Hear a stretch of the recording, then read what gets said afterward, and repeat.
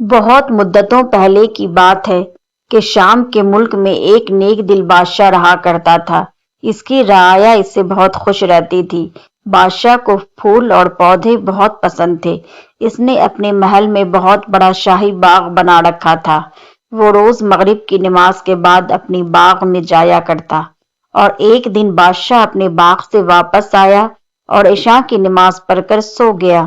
اس نے خواب میں دیکھا کہ آسمان سے 4 پریاں اتر رہی ہیں۔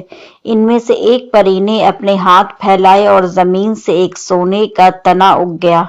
پھر دوسری پری نے اپنے ہاتھ پھیلائے اور اس تنے پر چاندی کی شاخیں لگ گئیں۔ پھر تیسری پری نے اپنے ہاتھ پھیلائے اور ان شاخوں پر ہیروں کے پتے لگ گئے۔ اس خوبصورت سونے چاندی کے درخت کو دیکھ کر بادشاہ حیران رہ گیا۔ اچانک ان میں سے ایک پری سیب بن گئی اور اس درخت پر ایک عجیب قسم کا جانور آ کر بیٹھ گیا۔ اس جانور نے وہ لال رنگ کا سیب کھانا شروع کر دیا اور پھر بادشاہ کی آنکھ کھل گئی۔ بادشاہ کو اپنے اس عجیب خواب پر بہت تعجب ہوا۔ بادشاہ کے دل میں ایک خواہش جاگی تھی کہ اس کے باغ میں بھی بالکل اسی طرح کا ایک درخت ہو۔ بادشاہ کے پاس خواب کی تعبیر بتانے والے ایک بزرگ تھے۔ اگلے روز بادشاہ اس بزرگ کے پاس گئے اور اپنا خواب بتا دیا۔ بزرگ نے کہا، بادشاہ، جو آپ نے پریاں دیکھی ہے وہ کوہ کاف کی پریاں ہیں۔ ان کو ایک ظالم دیو نے قبضے میں کر رکھا ہے۔ ان کو آپ کی ضرورت ہے۔ بادشاہ نے اپنے تمام سپاہی اکٹھے کیے اور کہا کہ جو اس دیو سے پریوں کو چھڑا کر لائے گا، اس میں اپنی بہت سی دولت دوں گا۔ دولت کی لالچ میں ہر کسی نے اپنی ایڑی چوٹی کا زور لگایا، لیکن سب ناکام ہو کر لوٹے۔ بادشاہ کا ایک وزیر بھی تھا۔ بادشاہ کو اس وزیر پر بہت اعتماد تھا۔ اس نے بادشاہ سے اجازت مانگی کہ اس کام کے لیے بھیجا جائے۔ بادشاہ مان گیا۔ اب وزیر کو کوہ کاف کی جانب نکل پڑا۔ جب وہ جنگل سے گزر رہا تھا تو اسے ایک عجیب و غریب زخمی شخص نظر آیا جو درد سے کرہا رہا تھا۔ وزیر نے اس زخمی شخص کی مدد کی اور اس کی مرہم پٹی بھی کی۔ زخمی شخص نے اس کا شکریہ ادا کیا اور اس سے پوچھا کہ وہ کہاں جا رہا ہے۔ وزیر نے سارا قصہ بیان کر دیا۔ اس زخمی شخص نے کہا کہ وہ دیو بہت خطرناک ہے۔ میں ایک ذکر جانتا ہوں جو تمہارے کام آئے گا۔ اس ذکر کو پڑھ کر تم جانوروں سے باتیں کر سکو گے۔ زخمی شخص نے وزیر کو ایک منتر سکھا دیا اور پھر وہ اپنی راہ کو نکل گیا۔ وزیر کچھ دور ہی گیا تھا کہ اسے 2 مچھلیاں تالاب میں باہر پڑی نظر آئی۔ ایک مچھلی نے کہا، اے آدم بیزار، ہماری مدد کرو، ہم مر رہے ہیں۔ دوسری مچھلی نے کہا، یہ ہماری زبان نہیں سمجھ پائے گا، لیکن وزیر سمجھ گیا تھا۔ اس نے مچھلیوں کو اٹھا کر پانی میں چھوڑ دیا۔ مچھلیوں نے اسے دعا دی۔ وزیر وہاں سے نکل گیا۔ وہ اپنی منزل کی طرف روانہ تھا۔ تب اس نے کسی کی آواز سنی۔ اس نے سنا کہ چونٹیوں کی رانی اپنے لوگوں کو بھاگ جانے کا کہہ رہی ہے۔ جلدی ہٹ جاؤ، یہ آدمزار ہمیں کچل دے گا۔ وزیر مسکرایا اور ایک طرف ہو کر چلا گیا۔ اب وزیر کو کوہ کاف کے قریب ہی تھا۔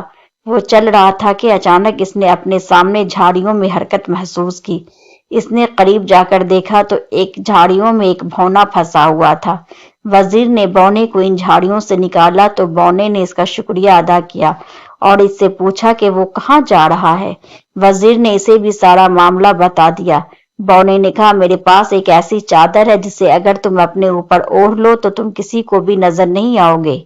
اس طرح تم اس دیو سے مقابلہ کر سکو گے۔ بونے نے اس وزیر کو ایک چادر دی۔ وزیر شکریہ ادا کرتا ہوا نکل گیا۔ اب وہ کوہ کاف کی حدود میں پہنچ چکا تھا۔ اس نے ایک بہت خوبصورت اور بڑا محل دیکھا۔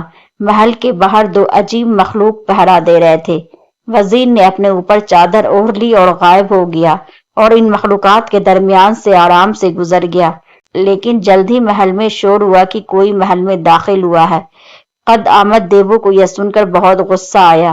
اس سے پہلے کہ وہ کچھ کرتا، وزیر دیو کے سامنے آ کھڑا ہوا اور اس نے دیو کو کہا کہ وہ کوئی نقصان پہنچانے نہیں آیا، وہ بس یہ جاننا چاہتا ہے کہ ان پریوں کو آزاد کر دیا جائے۔ اس کے بدلے وہ جو کچھ چاہتا ہے لے لے۔ قد آمد دیو ہنسنے لگا، لیکن وزیر نے اسے یقین دلایا کہ وہ پیچھے نہیں ہٹے گا اور جو کچھ وہ کہے گا وہ کرے گا۔ دیو نے کہا، اگر تم میرے 2 کام کر دو تو ان پریوں کو میں چھوڑ دوں گا۔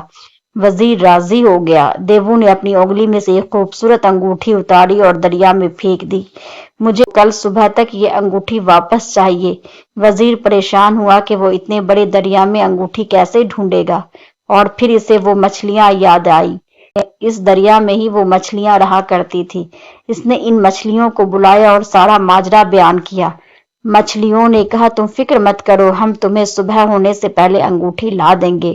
اور ایسا ہی ہوا۔ مچھلیوں نے انگوٹھی لا کر وزیر کے حوالے کی۔ وزیر نے وہ انگوٹھی دیو کو پیش کی، لیکن جلدی دیو نے اپنی دوسری شرط بھی رکھ دی۔ اس نے 3 بوریاں باجرے کی زمین پر گرائی اور کہا کہ کل دوپہر تک یہ سارا باجرا مجھے بوریوں میں واپس چاہیے۔ وزیر پھر پریشان ہوا۔ تب وہاں چوٹیوں کی فوج آ گئی اور انہوں نے دوپہر تک 3 بوریاں باجرے سے بھر دی۔ دیو یہ دیکھ کر بہت حیران ہوا۔ وزیر نے کہا، میں نے تمہاری شرائط پوری کی، اب ان پریوں کو جانے دو۔ دیو ہنسا اور کہا کہ تم انسان بہت بے وقوف ہو، تم نے میری باتوں کا یقین کر لیا، میں نے تم سے جھوٹ بولا تھا۔ وزیر کو دیو کی بات سن کر بہت غصہ آیا۔